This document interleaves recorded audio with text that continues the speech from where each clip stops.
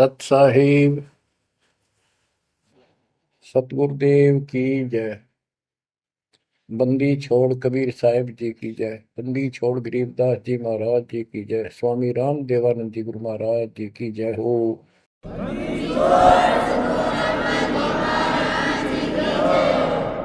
सर्व संतों की जय, सर्व भक्तों की जय, धर्मी पुरुषों की जय। श्री काशी धाम की जय, श्री सुडानी धाम की जय, श्री क्रोथा धाम की जय, श्री बरवाड़ा धाम की जय। सत साहिब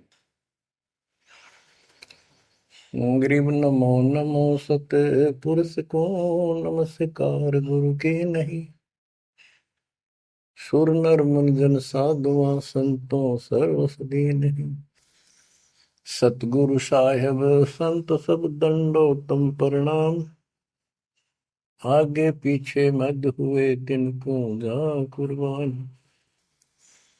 नराकार निर्विषम काल जाल भय बंधन। निर्लेपम निज निर्गुणम अकल अनुपेशंदनम। सोहम सुरति समापतम सकल समाना निर्तल। उज्ज्वल हिरंबर हरदम अम्बे पर्व अथाह वार पार नहीं मध्य तुम।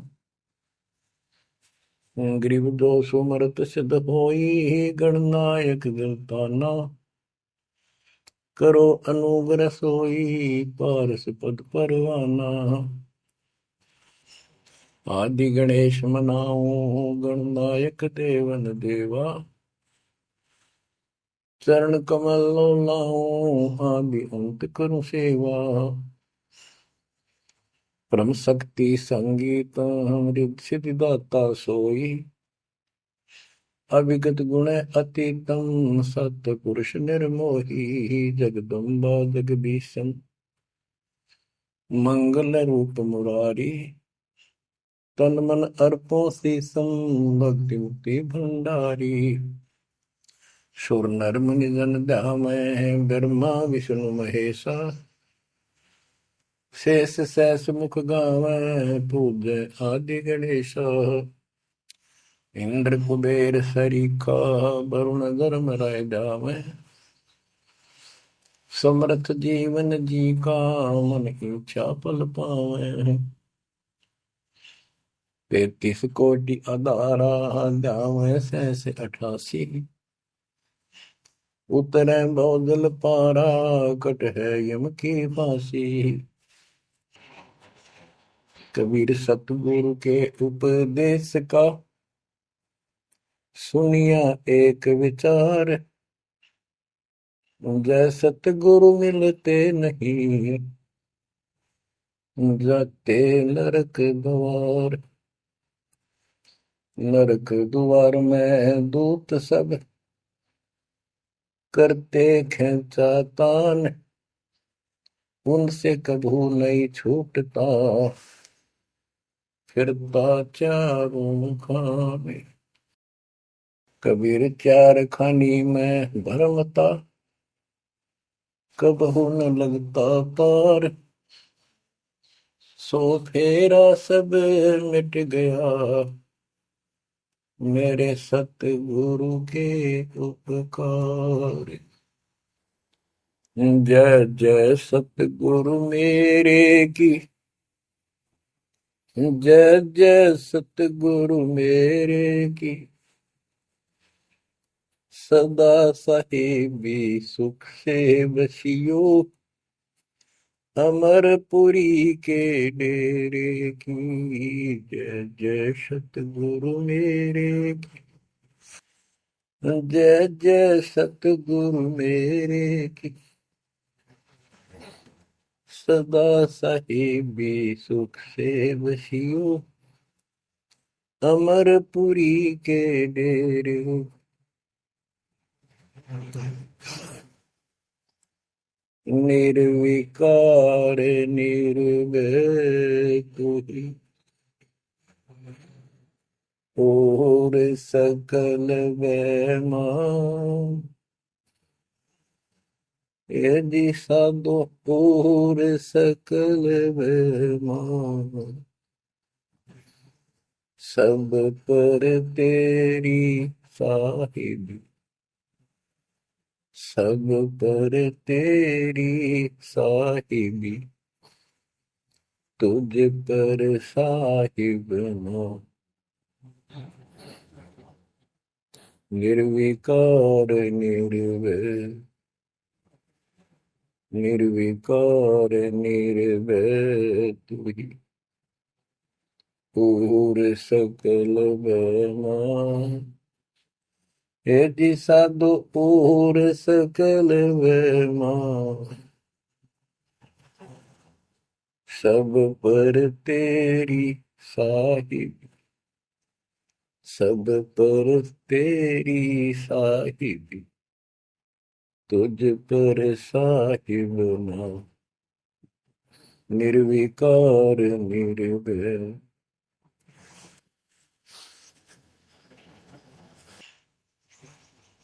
परमपिता परमात्मा कबीर जी की प्यारी आत्माओं,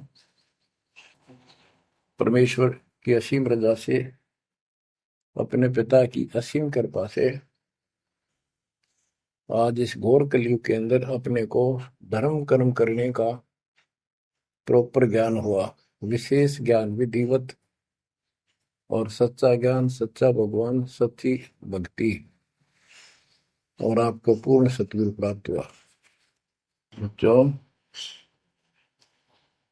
इस गंदे लोक में आकर हम परमात्मा को फिर भूल गए, भुला दिया हमारे को, भूले नहीं।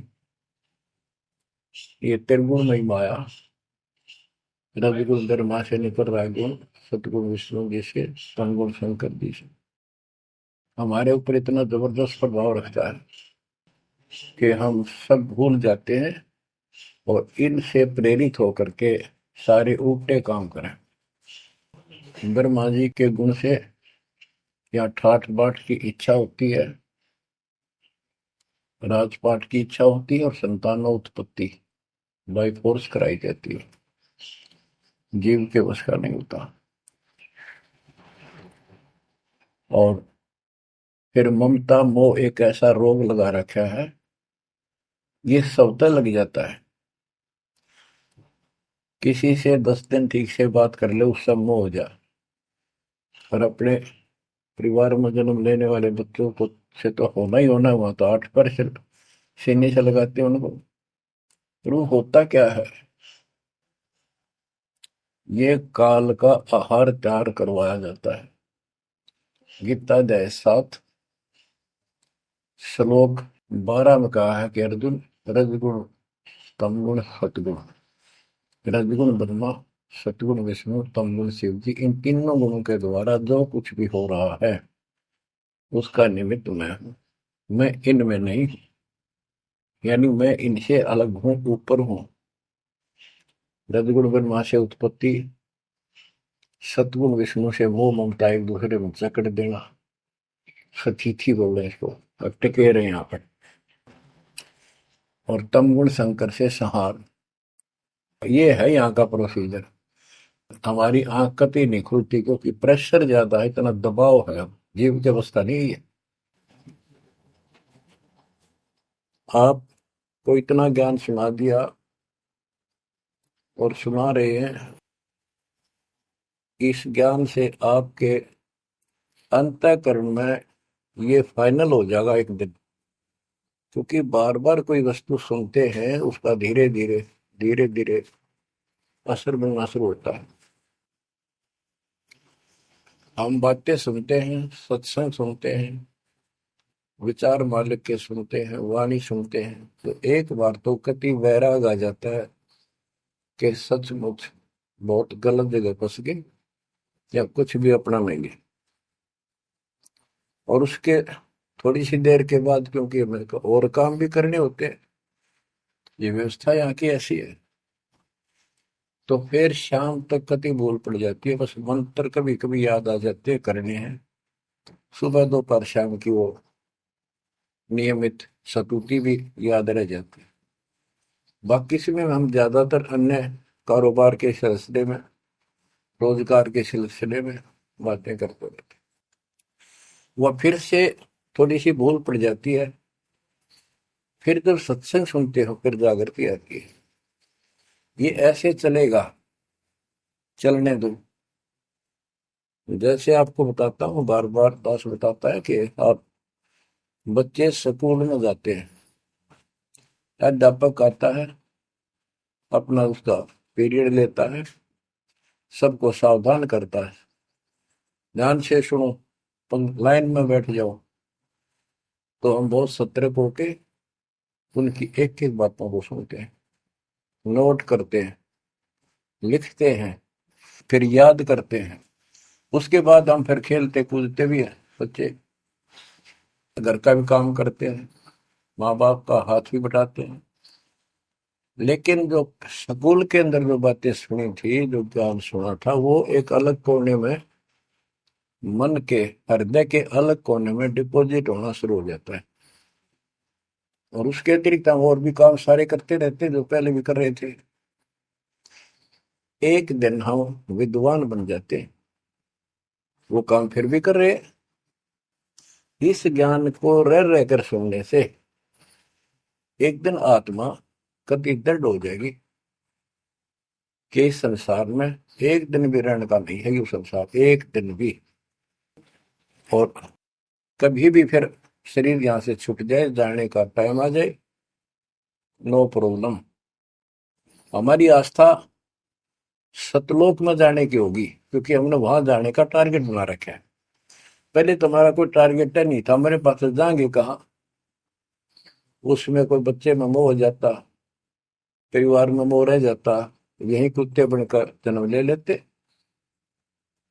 कबीर साहब कहते, जहां आशा तहां बासा हुई, मन कर्म वचन सुमरियो सो। गीता अध्याय 7 श्लोक 6 में यही स्पष्ट किया है कि अर्जुन, अंत समय में जो जिस भी भाव में भावित रहता है, जिसके ऊपर जिसमें आस्था रहती है, वो उसी को प्राप्त होता है। जब तक हम भक्ति नहीं करते, इस ज्ञान से परिचित नहीं होते, तो हमारा संसारिक संसारिक यानी परिवार में, संपत्ति में, इसमें कभी हम जकड़े बैठे होते हैं। एक उदाहरण दिया करते थे गुरुदेव, एक बूढ़े की मृत्यु होती, किसान था, पशु रक्षा करते थे, मृत्यु होने लगी, उसकी जुबान बंद हो गई। आसपास परिवार के सदस्य आगे, भाई पिताजी तो अंतिम टाइम आ गया, वो आगे। तो थोड़ी देर के बाद वो ऐसे संकेत करने लगा, ऐसे इशारा हाथ से।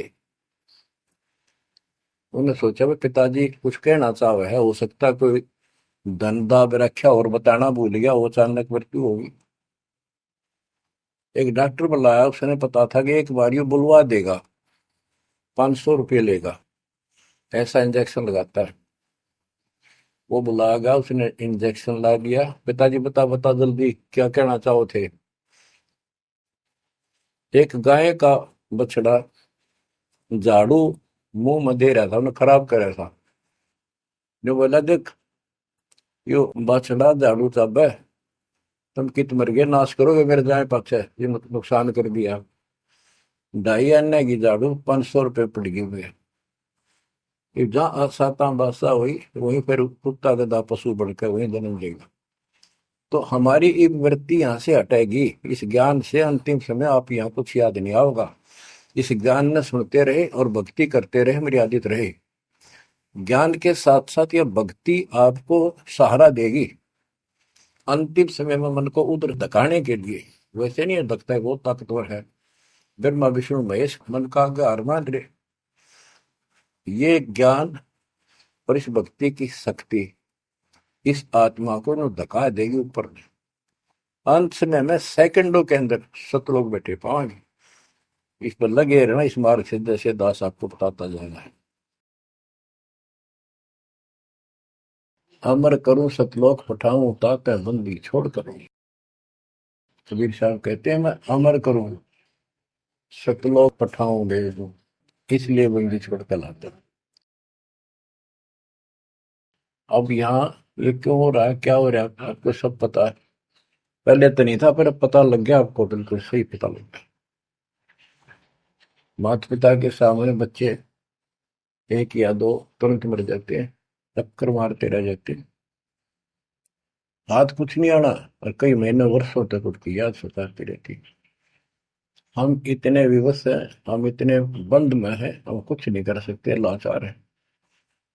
एक राष्ट्रपति किसी देश का या प्रधानमंत्री या अन्य कोई शख्स मानता अपने आप को, उसका इकलौता बेटा मर गया, प्रधानमंत्री, टक्कर मारा वो टक्कर। और उससे पहले जब आकाश में वो थी उसकी तुती, साथ में आकाश में रहा था, उसका दिमाग धरती पे पटक दिया। एक बताते हैं, महाभारत में प्रकरण आता है, द्रोणाचार्य, ये गुरु था कौरव पांडव का, और शिक्षा दिया करता, मोह मत करो, मोह सबसे बड़ा खतरनाक है। द्रोणाचार्य का जब लड़का अश्वत्थामा मरा, मरा नहीं था उस समय तक, ये कह दिया गया अश्वत्थामा मर गया। वो झूठ बुलवाई गई थी श्री कृष्ण में प्रवेश काल द्वारा, कि एक अश्वत्थामा नाम का हाथी था, उसको मार दिया गया। और युधिष्ठिर का बहुत विश्वास करते थे सब कि ये सत्यवादी है, कभी झूठ नहीं बोलता। तो काल ने यह चाल चाली कि द्रोणाचार्य पांडवों की सेना को मार डालेगा, बहुत जबरदस्त तीरंदाज है, बहुत गजब का शूरवीर निशानेबाज है, इसको कंडम किया जाए। तो उसको कंडम करने का तरीका अपनाया कि इसको ये झूठी खबर फैलाई जाए कि इसको थॉमस का बेटा मर गया युद्ध में, फिर ये पागल हो जाएगा। ऊपर तक दुनिया गीत गाती है, जब लग गया अपने, जब पता लग गया तो युधिष्ठिर से झूठ बुलवा दिया कि तूने कह दे कि अश्वत्थामा पीते, अश्वत्थामा मर गया, तेरी झूठ भी ना होगी, हाथी मर गया ना, ये हो जाएगा। तो पहले तो युधिष्ठिर माना नहीं, फिर ये कहा कि हाथी मार दिया है, तो ये झूठ थोड़ी है। झूठ तो थी है, यूं थोड़ा। पहले हम छोटे से थे तो यूं कहते, अरे झूठ बोली तो ना पाप लगेगा, बोला ना, उंगली पर उंगली चढ़ा के बोली थी, ये कौन पाप लगे। यानी ये अपने फार्मूले हैं, पाप तो लगेगा। तो सब ने कहा कि आपका बेटा सोथामा मर गया, दौड़ना चाहिए। तो बोला नहीं, मेरा बेटा नहीं मर सकता, नहीं मर सकता, उसको मारने की हिम्मत किसी में नहीं है। कि युधिष्ठिर कह देगा तो मैं मान जाऊंगा। तब युधिष्ठिर ने कहा अश्वत्थामा थे नर व कुंजर, नर तो जोर तो बोल दिया, व कुंजर, भाई हाथी आदमी या हाथी, ये नहीं कह सकता, वो मन मन में बोल दिया। तो यह बात सुनकर अश्वत्थामा थे, अश्वत्थामा मारा गया। आगे कड़ा सुना था द्रोणाचार्य, नर व कुंजर कह गया वो, इतना पागल ने ढाल हो गया, टक्कर मारा, कति कंडम हो गया, उसने हथियार भी नहीं उठा उस टाइम। और पांडवों ने वो गढ़ जीत लिया उस साइड का जहां वो मोर्चा डटे खड़ा था। तो बच्चों, ये मोह इतना जबरदस्त है, जीव के बस का नहीं है। और बनता कुछ नहीं, बचाओ कुछ नहीं। तो इसका बचाओ अब है तो ज्ञान हो, ये ज्ञान जो दास बता रहा है, ये आपके हृदय में जच जा कति, ये कुछ भी अपना नहीं है। 100 की 100 सच्ची है, पर मन मानने तैयार नहीं, आत्मा को दबाए रखा है।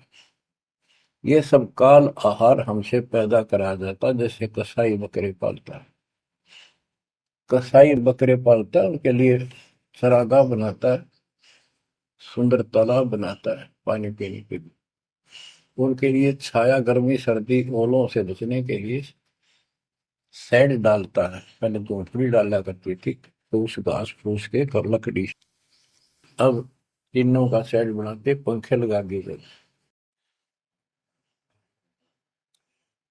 और ये समझो कि जैसे कसाई ने 3 पाली रखे हैं नौकर, एक बकरे मोल लाके वहां छोड़ता है, दूसरा उनकी पालन पोषण करता है, और तीसरा उनमें से निकाल के और अपने कटवा देता, बेच देते हैं, कसाई को सौंप देता है। ये प्रोसीजर है यहाँ पर। जैसे कसाई कभी कभी आता रहता है, बकरों को देखता है, संभालता है, तो उनके कमर पे हाथ मारता, शरीर पे, और वो उसको अपना एक बहुत हमदर्द मित्र मानते हैं, मालिक मानते हैं। देखो हमारे को कितनी सुविधा दे रखी है, पानी का, घास क्या, गर्मी सर्दी से बचने का। वो देखता तो हाथ मार के ऐसे है कि ये कितनी कीमत का हो गया, कितना मांस है इसमें। और वो समझते हैं ये प्यार करे हमारे से, कसाई लाड करता है, वो भी उसको प्रतिफल में जीभ से चाटते हैं, उसका हाथ प्यार करते हैं। और कई कई तो उसके ऊपर पैर फैला कर उसको प्यार देना चाहते, सीने से लगाना चाहते हैं। बकरे ऐसा पशु भी प्यार देते हैं, उसको अपना मानते हैं। वो देख रहा है इसमें मांस कितना है, और नौकरों को बता देता है इन इनको निकाल लो। उसका कोई रहम नहीं है, कितना लाड करो, कितने उसके गुण गाओ। उसका उद्देश्य यही है, उसका मतलब यही था, उनको पालने का। कबीर साहब कहते खाई खुराक का पैन पोशाक का यम का बकरा पलता है।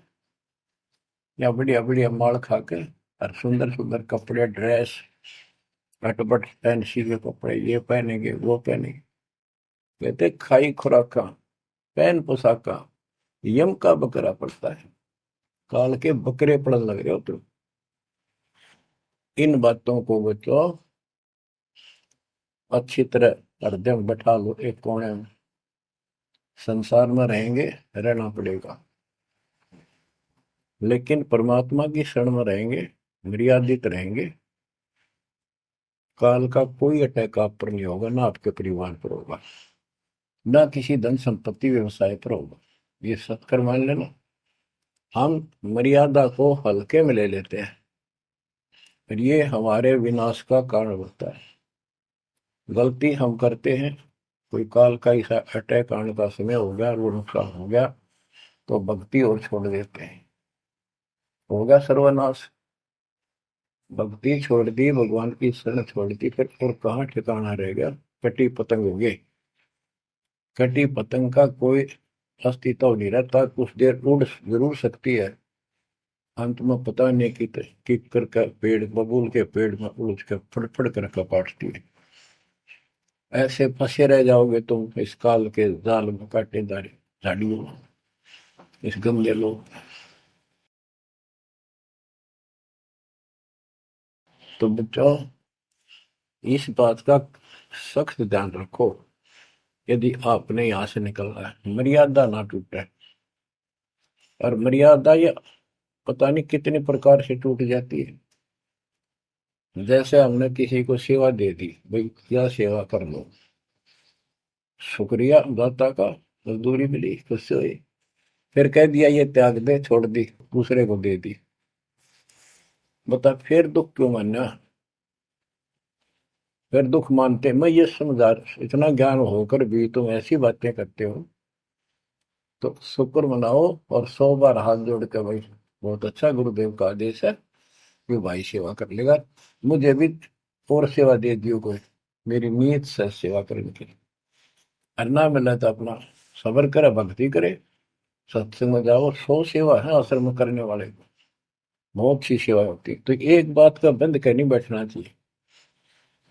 ये प्रार्थना आती है, मेरे को कोऑर्डिनेटर की सेवा फेर दियो, ये भी कमजोरी है। जैसे एक डॉक्टर के पास बूढ़ा आदमी गया, कमजोर सा, जबरदस्ता में अस्थि पिंजर बने जा शरीर का, जाके बता डॉक्टर जी मैं खड़ा होता हूँ तो चक्कर आते हैं, क्या करूँ। डॉक्टर बोला कमजोरी है, वीकनेस ऑफ बॉडी। बोला पिंडी दुख है, पिंडी पैरों की। डॉक्टर बोला कमजोरी है। फिर वो व्रत बोला जी, मेरे सारा शरीर में भड़कुआ रहती है, यानी सारे शरीर में दर्द सा बना रहता है, चबक चबक नाड़ी करती है। डॉक्टर बोला कमजोरी है। वो वृद्ध गुस्सा होकर बोला डॉक्टर ने, तो डॉक्टर है गम चक्कर है, एक का बात जाना है कि कमजोरी है, कमजोरी है, और भी तुम्हें बताओगा। डॉक्टर बोला ये भी कमजोरी है, this is also due to weakness. ये क्रोध भी कमजोर आदमी ने घना आया कर, यह भी कमजोरी है। तो बच्चों यह सारी ये कमजोरी है जो मर्यादा से नारी हटकर करोगे, चाहे कुछ भी कर लियो। मर्यादा को हल्के में ना लो। जैसे हमने इतने सारे नियम बना दिए, भक्ति करनी है तो इनका पालन करना पड़ेगा, नहीं तो फिर गधे बनकर कुमार के नियम में चलना पड़ेगा। एक कदम भी अपनी मर्जी से नहीं जा सकते, बैल बनकर नाथ डल जाएगी, छच्चर बनकर बग्गी में दौड़े जाओगे, रेड़ी में, फिर चलेगी क्या आपकी मर्जी। असंग जन्म तन मृत्या हो गए, जीवित क्यों ना रे। दवा दस दर मद मैल मठ बोरे, बोर ना दे धरे रे। तो बच्चों जीवित मर लो, इन बातों को छाती में धर लो, हृदय में बैठा लो, कति मस्तिष्क में। ये संसार आपका नहीं है, ये परिवार आपका नहीं, ये संपत्ति या कार कोठी तेरी नहीं, गरीब काया तेरी है नहीं, ये माया कहां से हो। चरण कमल में ध्यान रख, इन दोनों को खो, इनको भूल जा। अपने गुरु जी के चरणों में ध्यान रख, उनके बताए दिशा निर्देश के आदेश से आधार से अपना जीवन निर्वाह कर। बच्चों आंख खोल लो, बार बार ये बातें बताई जाती हैं। जब ऊक चुक हो जाएगी फिर तो रोना शेष रहेगा, नथिंग एल्स।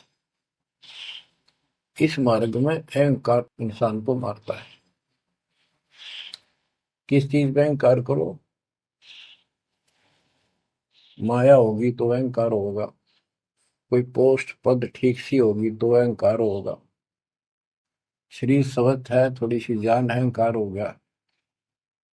एक परिवार में 5-4 लाठी ठाणिये हो गए तो अहंकार हो गया, और अपने बॉडी की ताकत का अहंकार। और भी सैकड़ों कारण है जो इंसान के मन में दोष पैदा हो जाता है।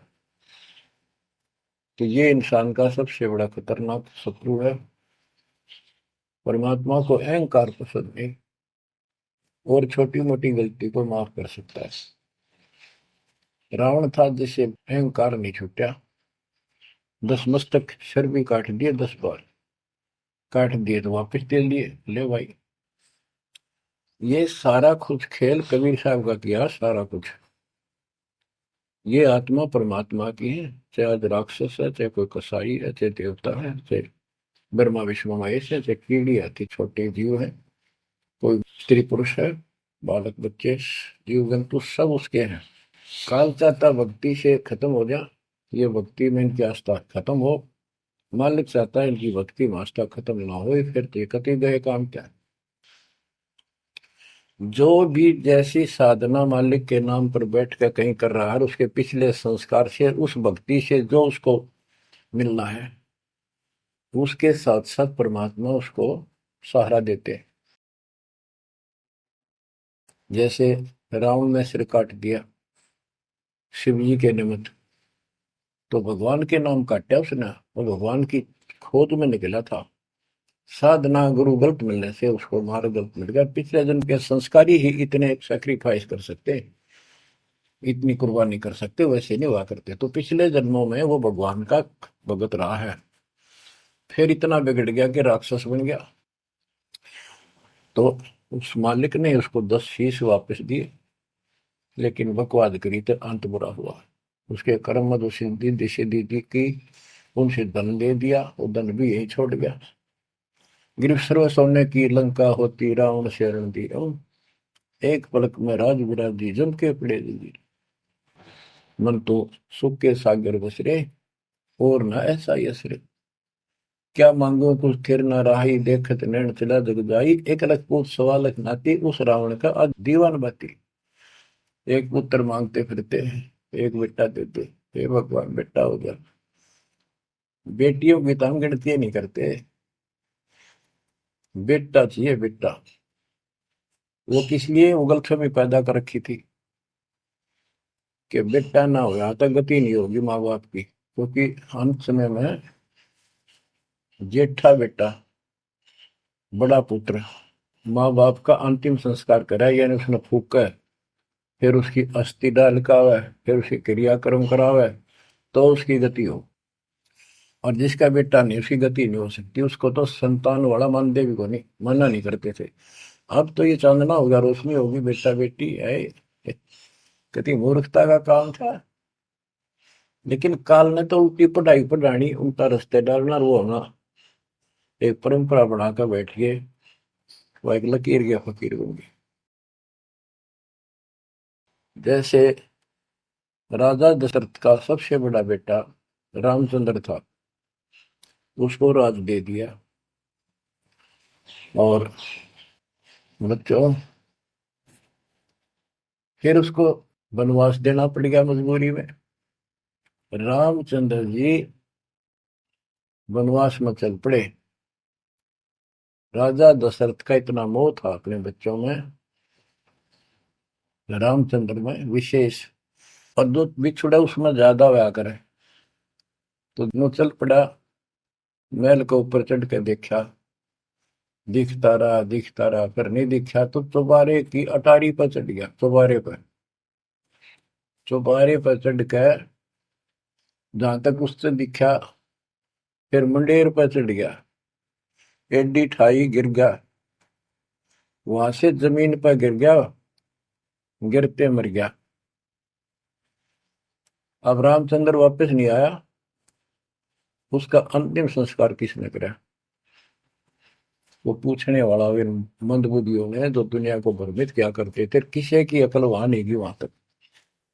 जेठा बेटा था ही नहीं, फिर उसके अंतिम संस्कार किसने करे? दूसरे ने करे होंगे। तो ये बात कहने की है, तो इसका मतलब उसकी गति हुई नहीं, बेटा होते हुए भी अंतिम संस्कार नहीं कर सका।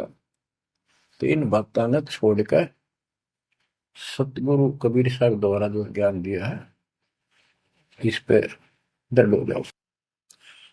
देखो, हमारी सारी बात उल्टी है। भक्ति मार्ग में बेटा है, बेटी है, अच्छी बात है। परमात्मा के चरणों में लग गए दोनों, तो हम तो बरी से हो गए, क्यों? भगवान आप पर खड़ा हो गया। और बेटा भक्ति नहीं करता, बेटी करती है, तो एक कौडी का नहीं हो बेटा किसी काम का। कबीर साहब कहते हैं, राम रटत कन्या बलि, साकर फलाना पूत, छेरी के गलगल थना, छेरी के गलगल थना, जिसमें दूध न बूत। बकरी के गल में एक खाल डाल लटका रहा थन के साथ, व्रत की खाल। कहते वो बेटा था गल का, ऐसे वजन है सिर पर, बेमतलब का व्रत का दिखावा है। और वह बेटी अच्छी, राम रटत कन्या बली, सकट बलाना पूत। तो बच्चों, ये दातम मार्ग है, इसमें सारी बातें पहले से विपरीत हैं। देखो, बेटा ना होगा, बेटी बेटी होगी, तो यहाँ सृष्टि नहीं चलेगी। और बेटी बेटी होगी, बेटा नहीं हुआ, तो भी दिक्कत संसार की सृष्टि में आ सकती है। बाकी भगत का कोई फर्क नहीं पड़ेगा।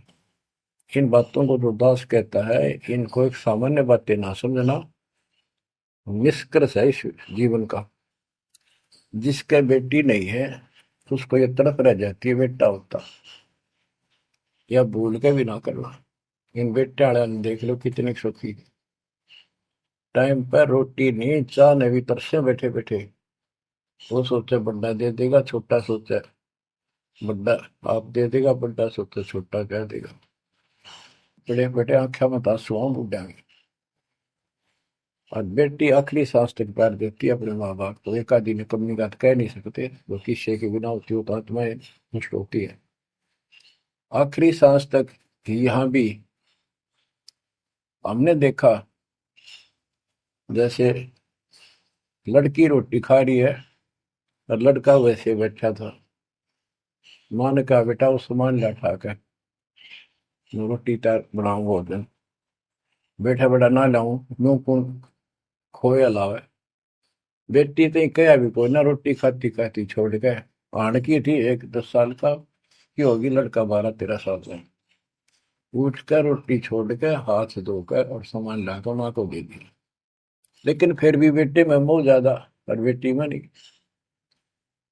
इसका कारण यह था कि हमने बेटी को बाहर बना लिया इस गलत रीति रिवाज से। बेटी तो 15, 16, 20 साल की मेहमान होती है आपकी। ये तो परमात्मा की बेटी 2 गुना का सुधार करती है। आगे जाके घर बसावे, उस परिवार को भी सुधारे और माँ बाप के अंदर मोह न्यारा रहे। तो भाव ये है कहने का, अगर बेटा नहीं है ना और भगत है, उसके ऐसा भगवान धरती पर नहीं। प्रथम तो वो है जिसका कति संतान नहीं, वो भगवान। दूसरा वो है जिसका बेटा ना हो, बेटियां की करके शादी वृद्धावस्था में अपना लेकर मारा जाता है। और बेटी वहां बैठी भी माँ बाप की चिंता करेंगी और कोई ना कोई सुविधा उनको देती रहेगी। और बेटा छाती पर रह के भी खून फूके जाएंगे, कति साफ दिखाई दे है, इसमें कोई मानो तो ना मान। लेकिन बेटे भी हैं, ठीक है, और उनमें वो भी भक्ति करो, आप भी करो, कुछ दिन में उनको समझ आ जाएगी। पुत्र वधु भी भगवान से डरने वाली हो जाएंगी, माँ बाप का ध्यान रखें, वैसे कोई विकल्प नहीं इसका। लेकिन इस दुख को हम अच्छा मानते हैं पुत्र ना होने से। हम तो काल ने गधे बना रखे हैं। जितना कष्ट हमें रहे और वजन लग जा रहा है तो हम सीधे चला, और कम हो जाता मानने को नहीं। हमारा तो जैसे एक माई का पुत्र मर गया 15-16 साल का, और भगत थी, टक्कर मारी, रोना पड़े है कि बस की बात है, पाला पोसा ले जाता का। फिर उसने वो सबर हुआ जैसे। उस दूसरे जो एक और बिना भगत थे उनके पड़ोस में, जो उनके लड़के की शादी होगी, और वह पत्नी थी बदचलन, उनको समझाने की चेष्टा करी कि तू ऐसा ना कर। लेकिन वह तो मानी नहीं, उसने वही फांसी खा ली। अब वह भी मर गई और वो बेटा भी जेल में, और वो सारे जेल में। वो दहेज के कारण, एक बेटा था ऐसे ही, उसने बहू को प्रताड़ित किया दहेज लेने के लिए। गरीब घर की लड़की थी, उसने सुसाइड कर लिया। वैसे सुसाइड करना कोई विकल्प नहीं है, इसे गंदे आदमी को छोड़कर कुमारी रह ले, अपने घर पर बैठ जा। तो उस बेटे के कारण माँ बाप ने भी सजा हुई, बहनों तक भी जेल होगी। इसे बेटे ने के फूका, ईसा तो पहले मर जाता था अच्छा था। लेकिन हम इस बात को मानने को तैयार नहीं है, ना मानने में जब क्या कर लोगे, काम तक आ गया, मारे दो टक्कर। तो कहने का भाव ये है कि इन विचारों से अपने मन को सेट रखो, परमात्मा जो करता है वो सही करता है। जैसे आपको बताते रहते हैं, एक बार हजरत मूसा जी, यहूदी धर्म के प्रवर्तक में, से किसी ने पूछा सत्संगी ने कि आज के दिन सबसे बड़ा इल्म वाला यानी ज्ञानी कौन है, उसने अपने आप को बताया। तो उसका अल्लाह बोला, जिसको खुदा मानते हैं, जिसने कुरान का ज्ञान दिया, बाइबल का दिया। कि मूसा तने ये बात बहुत गलत की, मुझे अच्छा नहीं लगा, तूने अपने आप को कैसे कह दिया मैं सबसे विद्वान हूँ। अब मूसा जी भी अपनी जगह ठीक थे जी, यो ज्ञान आपसे प्राप्त हुआ, आप भगवान खुदा हो, और खुदा जो ज्ञान देता हुआ सबसे उत्तम होता है, मैं उसी के आधार पर कह दिया। बोला नहीं, तेरा ज्ञान तो अल खिजर के ज्ञान के सामने फर्स्ट भी नहीं, कुछ भी नहीं है। तो अलखिजर के पास मूसा जी पहुंच गए। अलखिजर जी ने कहा, कबीर साहब थे वो, कि मेरी तो बातों को माननेगा नहीं, विश्वास नहीं करेगा, जो मैं को बातें माननी पड़ेगी, कोई ऑब्जेक्शन नहीं होना चाहिए, और बोल लेगा नहीं, सुन देखता देखता रही। वो बोला, मूसा जी बोले, बिल्कुल महाराज, जैसे आप कहोगे, मुझे सब्र करने वाला पाओगे, कति मैं ऑब्जेक्शन नहीं करूंगा आपकी बातों में। अगर तू खरा उतरा तो ज्ञान बताऊंगा, ना बताऊंगा नहीं। उसने रास्ते में चलते एक जवान लड़का था, 17-18 साल का। अलखिजर ने पकड़ के और उसकी गर्दन पकड़ के मार दिया। तो मूसा जी बोले, तनिष बेकसूर को मार दिया, तेरा दिमाग खराब है, यूं क्यों मारा तेने, क्या बिगाड़ा तेरा इसको। तो अलखिजर बोला, मैंने कहा था मैं जो करूँ तू देखता रहिए, बोलना नहीं है, मेरी क्रिया पे अविश्वास ना करना। मूसा जी ने अपनी गलती मानी, चल पड़ा। ऐसे ऐसे 2-3 और कारण गए, सब में उसने ऐसे ऑब्जेक्शन किया। आखिर में वो बिना हार गया। मूसा कि मैं इस योग्य नहीं, मैं आपकी बातों को अविश्वास करता रहा हूँ। लास्ट बता दिया कि इस क्रिया के बाद तो फिर ऑब्जेक्शन किया तो मैं तेरे से बात नहीं करूंगा, ना पे बताऊंगा। ज्ञान बोला भी ठीक है, उस पर भी हार गया वो। तब अल खिजर बोला, सुन ले, ज्ञान तो तूने बताऊ नहीं, तो वो लड़का क्यों मारा था। वो ऐसा दुष्ट पैदा हो गया था, इसके माँ बाप भगत हैं, और उनको इतना परेशान करता, वह रो रो का टाइम काटते। उसके स्थान पर भगवान ने उनके घर में 50 साल की उम्र में एक बेटी का जन्म दिया। उनका सुखी जीवन रहा। ये प्रमाण है उसके अंदर, बाइबल के अंदर। तो बच्चों, ये सत्य मान लो, मालिक जो करे उसको सही मानो। ऊप चूप हो भी जाए तो भगवान से दूर ना हो जाना। वो जो करेगा भगवान कभी गलत नहीं करेगा, ये तो आपने मानना ही पड़ेगा। गलत तो हम करे बैठे, हाँ यू काल करवाने लगेगा, पर रोज गलत हुआ है, एक दिन भी तो नहीं। तो बच्चों, परमात्मा की प्रत्येक क्रिया पर विश्वास रख कर चलो तुम। हमने चाहे कितना नुकसान होता दिखे, रज करमता राम की रजा दर शीश, दास गरीब दरस परस, तिस बैठे जगदीश। हम अपनी विचारधारा को ऊपर रखा है, जो घिसी पट्टी और बिल्कुल बकवादों से भरी होती है। इस कारण से हम भगवान पे विश्वास, गुरु जी पे विश्वास, और सब क्रियाओं पे विश्वास करके अपने कर्म छोड़ के फिर काल के जाल में फंसे रह जाते। और वहां कुछ है ही नहीं वो तो सारे उल्टे कर्म, बेसिक परंपरा बनावटी है। बच्चों, विश्वास करो अपने बंदी छोड़ पे, विश्वास नहीं करोगे तो मार खाओगे। गरीबदास जी कहते हैं, गरीब सर्जन अर्जुन को सतगुरु मिले, मक्के मदीने माही, 64 लाख का मेल था, दो गन सब ही जाही।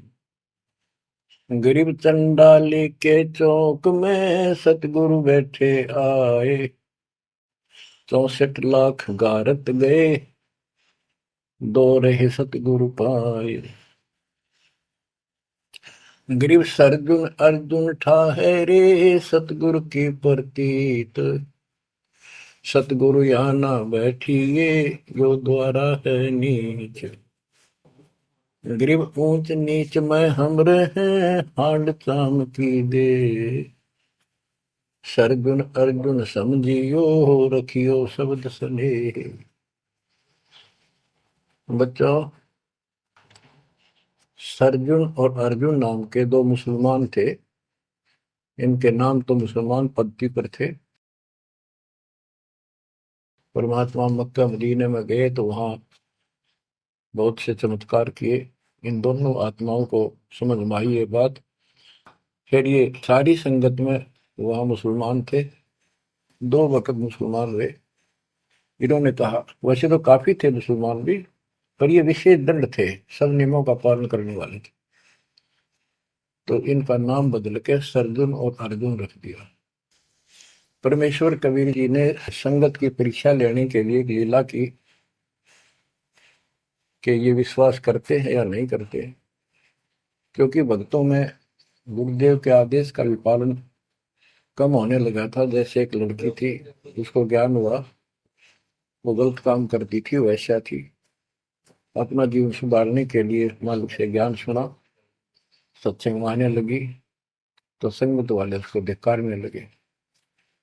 गुरु जी से बताया, गुरु जी ने सत्संग के माध्यम से कहा, भाई आपने इस चीज से कोई लेना देना नहीं, कोई सत्संग सुनेगा नहीं तो आत्मा कैसे साफ होगी, कपड़े को पानी साबुन लगेगा नहीं, उसका मैल कैसे उतरेगा।